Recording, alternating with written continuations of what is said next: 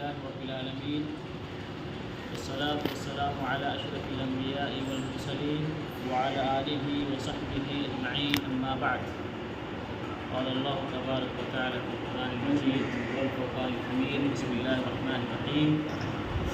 قولوا آمنا بالله.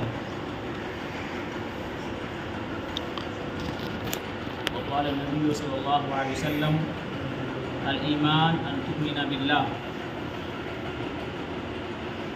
میرے لیے بھائیوں اور معزز حاضرین مسجد، میں نے آپ تمام کے سامنے قرآن مجید کی سورہ بقرہ کی ایک آیت اور بخاری شریف کی ایک حدیث کا ایک ٹکڑا پڑھا ہے. ان دونوں نصوص شرعیہ کے اندر ایمان باللہ کے بارے میں بتایا گیا ہے. ایمان کے 6 ارکان ہیں. اس سے قبل رمضان سے پہلے میں نے آپ تمام کے سامنے عصر کی نماز کے بعد ہی ایمان کے 6 ارکان سے متعلق کچھ باتیں کی تھی. ان 6 ارکان میں سے پہلا رکن ایمان باللہ ہے. ایمان باللہ کا صحیح معنی اور مفہوم کیا ہے، اس سلسلے میں بہت سارے مسلمان اچھی طرح سے علم نہیں رکھتے ہیں، جس کی وجہ سے وہ جانے انجانے میں شرک کر بیٹھتے ہیں. اور آپ تمام لوگ اچھی طرح سے جانتے ہیں کہ ہم تمام مسلمانوں کے لیے سب سے زیادہ ضروری اللہ پر ایمان لانا ہے، جسے توحید کہتے ہیں. اور یہ جو اسلام ہے، ہمارا دین، ہمارا مذہب، اس کا جو اصل ماخذ ہے اور اس کا جو اصل معنی اور مفہوم ہے وہ ہے عقیدہ توحید. یعنی عقیدہ توحید ہی کو اسلام کہا گیا ہے.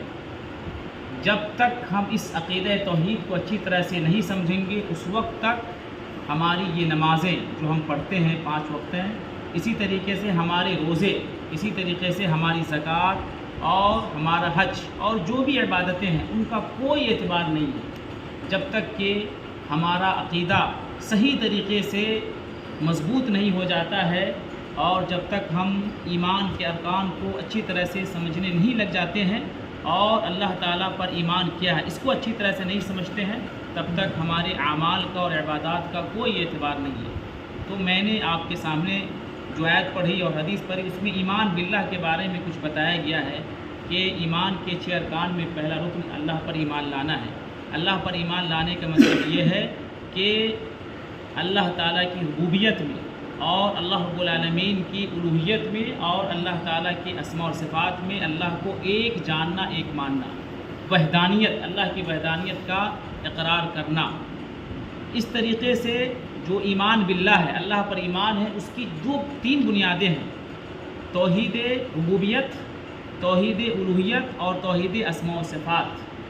یہ قرآن اور سنت کے جو نصوص ہیں اور جو دلائل ہیں، علماء نے تمام کا تتبع کر کے، تمام کا تجزیہ کر کے توحید کی 3 قسمیں بنائی ہیں. تو یہی 3 قسمیں دراصل ایمان باللہ ہیں. اللہ رب العالمین کو ایک رب ماننا، کائنات کا رازق، کائنات کا مالک اور کائنات کا مدبر صرف اور صرف اللہ رب العالمین کی ذات ہے. یہ ہے توحید ربوبیت.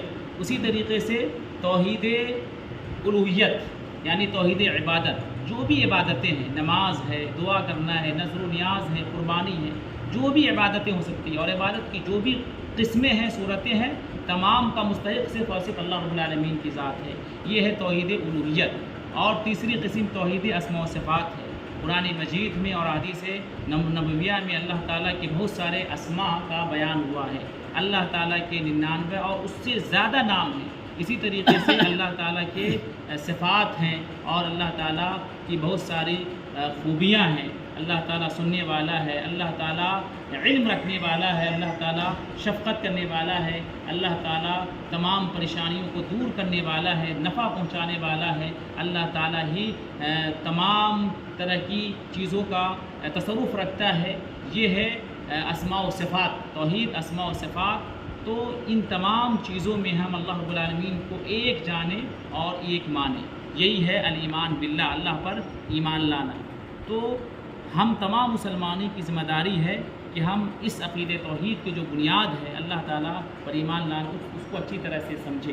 جو علماء ہیں، پڑھے لکھے لوگ ہیں، وہ تو جانتے ہی ہیں، لیکن جو عوام الناس ہیں، عام لوگ ہیں، وہ علماء سے رابطہ کر کے یا اگر کتابیں پڑھنا جانتے ہیں تو ان کے حوالوں سے اس چیز کو اچھی طرح سے سمجھے، تب جا کر کے وہ تمام طرح کے شرک سے باز رہیں گے۔ ورنہ آپ جانتے ہیں کہ گلوں میں تعویذ ہوتی ہے، ہاتھوں میں دھاگے ہوتے ہیں، اور معمولی سی پریشانی مصیبت میں ہم اللہ تعالیٰ سے دعا کرنے کے بجائے نہ جانے کہاں کہاں چلے جاتے ہیں، باباؤں کے پاس چلے جاتے ہیں، درگاہوں پہ، اور پھر جو ہے نا ایسے لوگوں کے پاس چلے جاتے ہیں جہاں پہ ہمارے مال کا بھی نقصان ہوتا ہے اور ہمارے ایمان کا بھی خسارہ ہوتا ہے۔